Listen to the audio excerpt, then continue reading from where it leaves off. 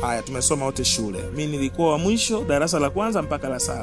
Form 1 sikwenda, Form 2 sikwenda mpaka Form 4. Ghafla unaniona mitandaoni najenga magorofa. Utanipa kazi? Sitakupa kazi.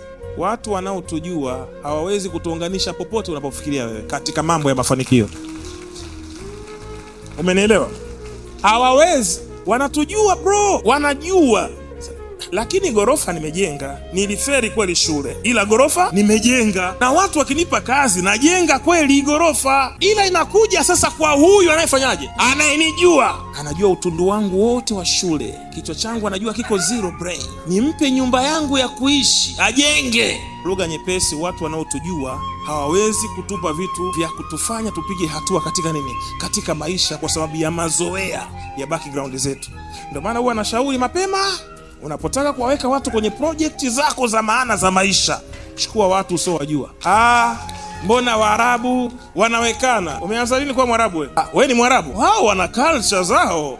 Wao wana culture zao. Waarabu wanaweza wakakaa ukoo mzima. Nyie mnaweza kukaa ukoo mzima nyumba moja. Kaeni muone. Wao wanakaa Waarabu nyumba moja. Ndio maana